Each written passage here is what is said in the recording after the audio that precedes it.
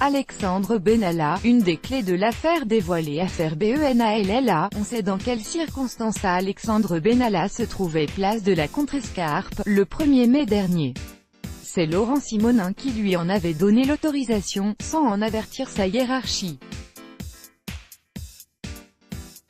L'essentiel grâce au rapport de l'IGPN, la police des polices, rendu public ce vendredi après-midi, on a appris comment, et surtout grâce à qui l'ancien chargé de mission à l'Élysée s'est retrouvé observateur de l'opération policière sur la place de la Contrescarpe, le 1er mai dernier. Selon le rapport, Laurent Simonin a donné l'autorisation à Benalla de se rendre sur les lieux, mais le gros problème réside dans le fait que Simonin n'a pas averti sa hiérarchie de cette autorisation. De plus, le chef d'état-major adjoint de la direction de l'ordre public a donné l'autorisation à Benalla, sans solliciter d'autres garanties que celles que lui avait fournies le chargé de mission, à savoir avoir toutes les autorisations nécessaires, selon le rapport. Ce vendredi est aussi marqué par la publication, par Libération, d'une deuxième vidéo montrant Alexandre Benalla et Vincent Crase procéder à une interpellation musclée. La scène se passe au Jardin des Plantes, à Paris, quelques heures avant celle de la Contrescarpe. Selon les informations du quotidien, 2 nouvelles plaintes visant notamment Alexandre Benalla et Vincent Crase ont été déposées ce jeudi. En direct 19h10 Benalla en direct dès 20h sur TF1 après son interview exclusive accordée au Monde jeudi dernier, Alexandre Benalla poursuit ses explications dans les médias. Ce soir, Audrey Crespo-Mara recevra le jeune homme de 26 ans dans son journal télévisé sur TF1.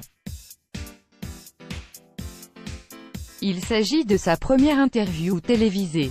Coup d'envoi 20h sur TF1, à Libération, qui a publié la deuxième vidéo compromettante pour Alexandre Benalla. L'auteur de cette vidéo en a raconté les circonstances.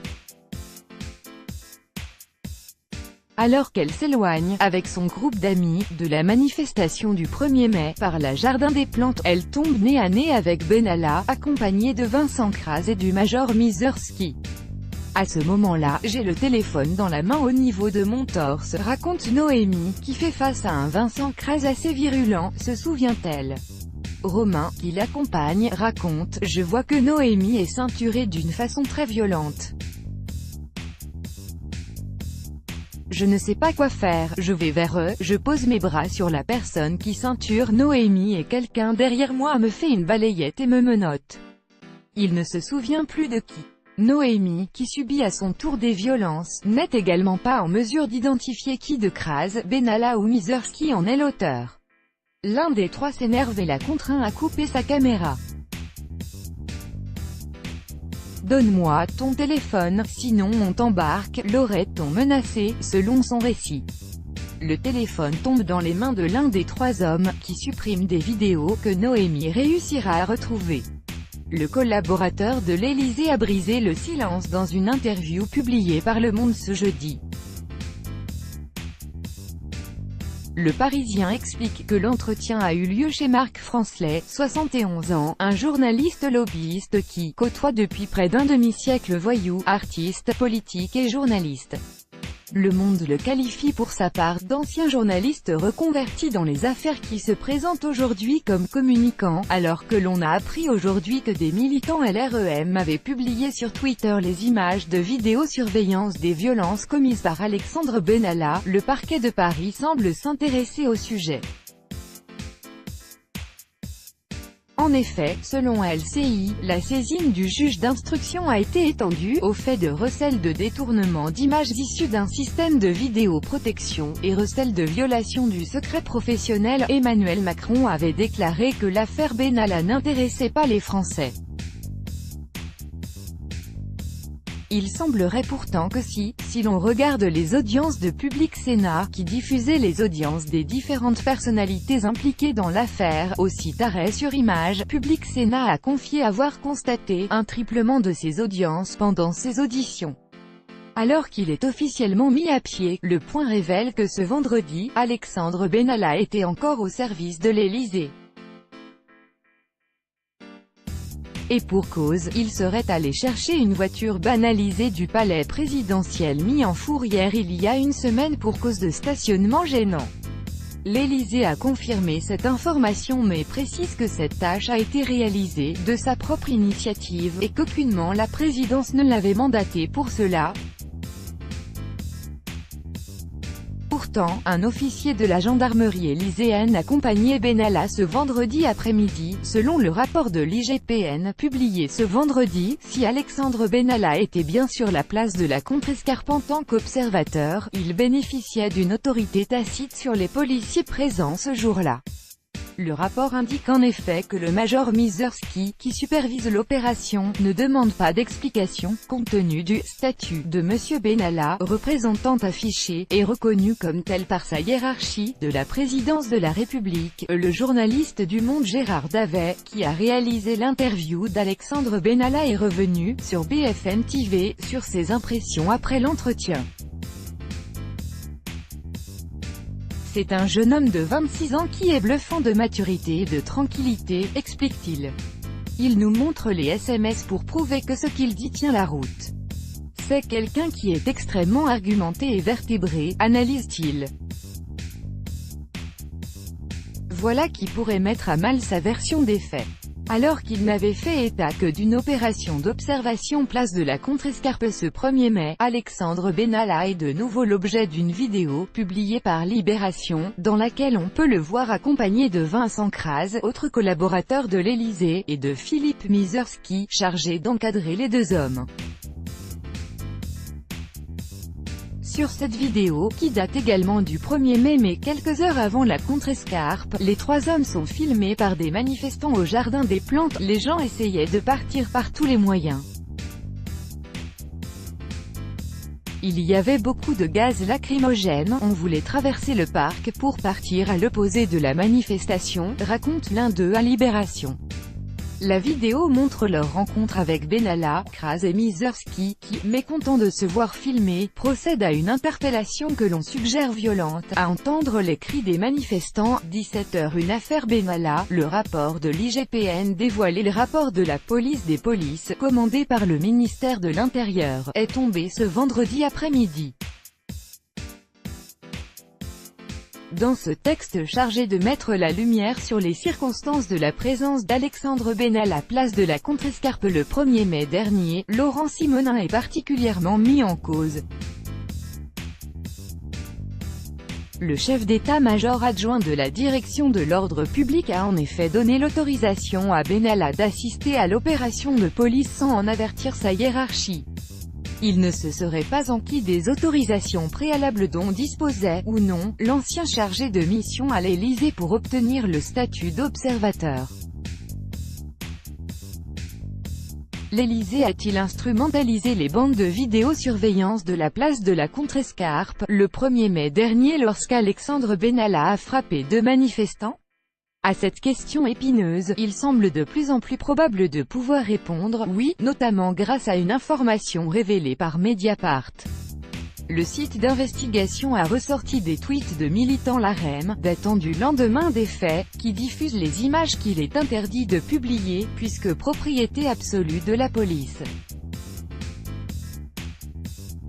Les tweets, qui expliquent que l'homme violenté par Benalla a participé à des affrontements juste avant, ont été vite supprimés. C'est en tout cas ce qu'il a affirmé au Monde. Lorsqu'il évoque le geste donné aux manifestants le 1er mai dernier, Alexandre Benalla l'assure, « C'est exactement le même geste que j'ai fait à Emmanuel Macron quand il a pris un œuf au salon de l'agriculture. » Pourtant, grâce à ce montage vidéo du HuffPost qui compare les deux situations, on peut voir que les deux gestes n'ont pas vraiment de points communs. Les trois groupes de gauche à l'Assemblée ouvrant FI, PS et PC, ont décidé de travailler ensemble sur une motion de censure déposée contre le gouvernement, en plus de celle déjà enclenchée par les députés LR. Hier, le Bureau national du PS a donné son accord pour une motion de censure. « Bon, c'est bien et nous sommes très contents », a déclaré Jean-Luc Mélenchon en conférence de presse. La motion de censure doit faire l'objet d'une réunion cet après-midi entre les 3 présidents de groupe à l'Assemblée, afin de travailler le texte et de décider de son premier signataire. Sa non-audition par la commission d'enquête de l'Assemblée nationale faisait partie des raisons du départ de nombre de députés de tous bords. En revanche, le délégué général de La République En Marche, LREM, et secrétaire chargé des relations avec le Parlement sera bien entendu par le Sénat dans le cadre de l'enquête sur Alexandre Benalla. Il sera auditionné mardi 31 juillet à 8 h, muet jusque-là sur l'affaire Benalla. Jean-Marie Le Pen n'a pas, contrairement à sa fille, tenu à critiquer le gouvernement. Pour le fondateur du Front National, il s'agit d'une tempête dans un verre d'eau qui a pris les proportions d'un tsunami. Et d'analyser, plutôt philosophe. Dans son journal de bord, c'est l'histoire d'un jeune aventurier qui a commencé à militer dans la campagne de Macron et qui n'a connu que des succès. Cela monte à la tête des gens les mieux équilibrés. Selon un texto révélé par Le Monde, ce ne serait pas Alexandre Benalla qui aurait proposé d'intervenir en tant qu'observateur sur l'opération de police du 1er mai place de la Contrescarpe. C'est Laurent Simonin, le chef d'état-major de la préfecture de police, qui lui aurait proposé « Je te propose de participer sur le terrain au service avec une des unités d'intervention en tant qu'observateur si ton emploi du temps le permet », peut-on lire dans le texto envoyé par Simonin à Benalla. L'audition du commissaire divisionnaire en poste place de la Contrescarpe, le 1er mai dernier, est terminée. Il n'y a pas grand-chose à retenir de cette audition devant une commission d'enquête peu remplie, après que les députés de l'opposition ont décidé de suspendre leur participation. Il s'agissait de la dernière audition prévue au calendrier. Alors que l'avocat du jeune homme molesté par Alexandre Benalla le 1er mai dernier avait fait savoir que son client n'avait pas cherché la confrontation avec les CRS, se trouvant sur les lieux par hasard, Pierre Leleu a démenti ces affirmations. Mes effectifs ont extrait une personne de sexe masculin. Cette personne est virulente, a fait savoir ce commissaire divisionnaire en poste ce jour-là place de la Contrescarpe, à Paris. Michel Marchand, proche du couple Macron et à la tête de l'agence de presse Best Image, a fait irruption pendant l'interview d'Alexandre Benalla par les journalistes du Monde. Un passage au moment de la séance photo qui ne serait qu'une coïncidence, selon elle. Elle en a profité pour suggérer à Alexandre Benalla que les photos restent la propriété du Monde, histoire qu'elles ne soient pas réutilisées ailleurs par la suite. Au moment des faits, Pierre Leleu, commissaire divisionnaire en poste à ce moment-là, ne s'est pas étonné de l'attitude d'Alexandre Benalla. Et pour cause, il le pensait policier. Les deux personnes dont vous parlez, Alexandre Benalla et Vincent Kras, NDLR, avaient aux yeux de chacun toute l'apparence de fonctionnaires de police. L'un avait un casque, un poste de radio. L'autre portait une arme, précise-t-il devant les députés. Lire plus en savoir plus. Vidéo d'Alexandre Benalla. L'affaire Benalla est née avec la diffusion par la journal Le Monde, le 18 juillet 2018, d'une vidéo amateur où l'on voit l'intervention musclée de plusieurs CRS lors d'une manifestation, en marge du 1er mai. Dans la confusion, on remarque rapidement un homme en civil, mais la tête couverte par un casque de CRS. En premier lieu, il tire puis escorte une jeune femme hors de l'agitation, puis il réapparaît un peu plus tard pour cette fois-ci frapper un jeune homme à terre, déjà maîtrisé par les forces de l'ordre. L'auteur des coups, qui se trouve donc être Alexandre Benalla, se rend compte qu'il est filmé et prend ensuite soin d'éviter la caméra. Il était particulièrement agressif. Il avait peur d'être reconnu, et il a vite fui les caméras, indique Tahabou Hafs, l'auteur de la vidéo. Une deuxième vidéo a été rendue publique le vendredi 20 juillet 2018, par le Huffington Post. Une vidéo sur laquelle on peut voir Alexandre Benalla s'en prendre à un autre manifestant, cette fois-ci une femme. Ces images viennent compléter la première vidéo sur laquelle Alexandre Benalla disparaît du champ environ 40 secondes. Cette vidéo montre ainsi Alexandre Benalla saisir par le cou la jeune femme avant de la plaquer contre la vitrine d'un bar, voir la vidéo ici. @tabouafs, @t-babouafs. Vidéo Alexandre Benalla 1er mai 2018. Origine de l'affaire Benalla. La vidéo d'Alexandre Benalla a d'abord été publiée sur Twitter par Tabouafs, qui se décrit lui-même comme un « militant des quartiers populaires » et qui est présenté comme proche de la France insoumise. Cette courte séquence remonte au 1er mai dernier, quand des affrontements avaient éclaté entre des jeunes manifestants et les CRS sur la place de la Contrescarpe, dans le 5e arrondissement de Paris. À l'époque, Alexandre Benalla était chargé de mission auprès du chef de cabinet du président de la République, affecté à sa sécurité. Mais ce jour-là, celui qui a également été en charge de la sécurité de François Hollande était en congé. Alexandre Benalla agissait dans le cadre de l'un de ses jours de congé, et ne devait avoir qu'un rôle d'observateur, à assurer dans un premier temps l'Élysée. Mais de nombreuses questions se sont immédiatement posées. Comment Alexandre Benalla a obtenu l'autorisation de participer au dispositif de sécurité du 1er mai? Pourquoi portait-il un casque de CRS et d'un brassard de policier, lui qui n'est pas membre des forces de l'ordre? Avait-il le droit d'utiliser la force contre ces manifestants? Et bien au-delà, de quels avantages et de quel passe-droit bénéficiait Alexandre Benalla qui a été licencié par l'Élysée après 3 jours de scandale? Les sanctions prises dès le lendemain du 1er mai, une mise à pied de 15 jours sans retenue de salaire, étaient-elles suffisantes, conformes au droit et ont-elles été respectées? Plus de 3 mois après les faits, un déferlement de révélations a provoqué l'indignation au sein de l'opposition et d'une partie de la population. Alexandre Benalla a été placé en garde à vue le vendredi 20 juillet 2018 après avoir été entendu dans les locaux de la police judiciaire de Paris. 2 jours plus tard, il a été mis en examen des chefs de violence en réunion, immixtion dans l'exercice d'une fonction publique, port et complicité de port prohibé et sans droit d'insigne réglementé par l'autorité publique, recel de violation du secret professionnel, et recel de détournement d'images issues d'un système de vidéoprotection.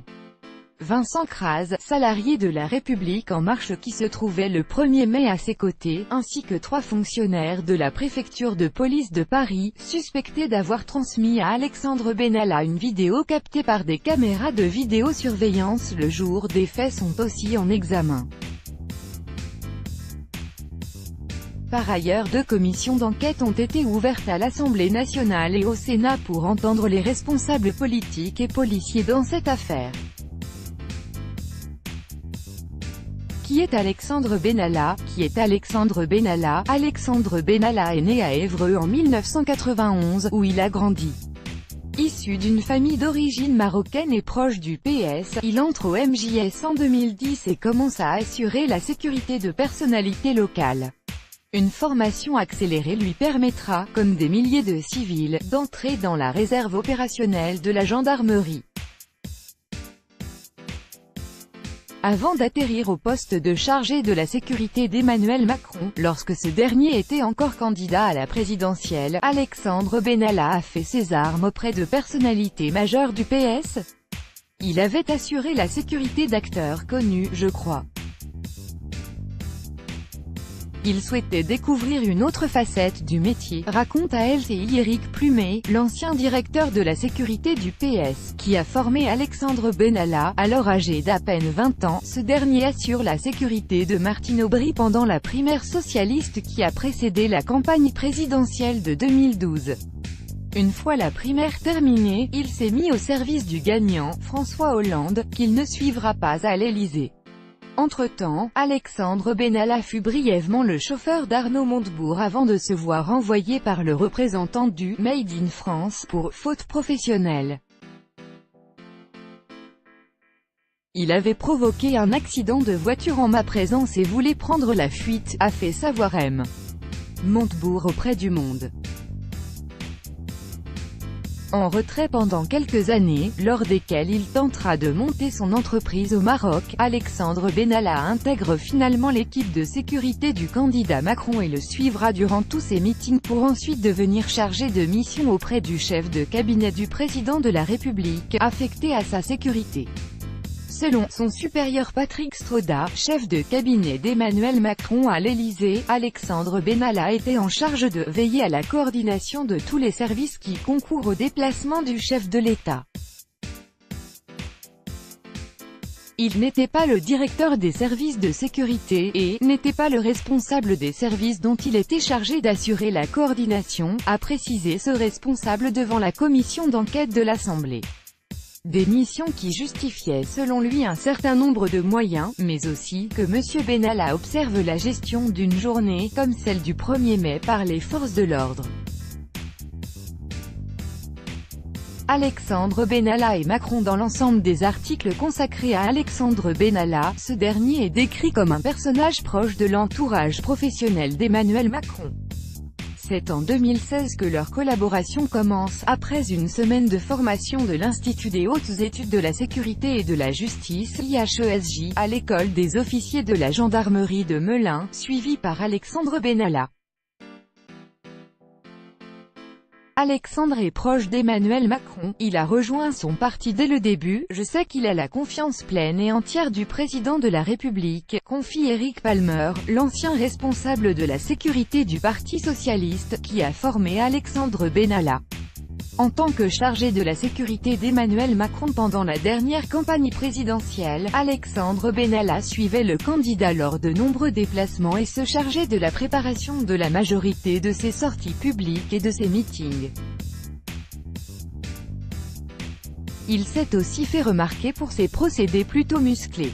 À cette époque, par exemple, il aurait effectué une demande pour que les gardes du corps du candidat soient équipés de pistolets à balles en caoutchouc, mais aussi d'un flashball et de boucliers anti-émeute. En visite à Bagnères de Bigorre le 25 juillet, le président de la République a salué le dévouement de son ancien collaborateur, estimant qu'Alexandre Benalla a fait « beaucoup de bonnes choses à ses côtés ».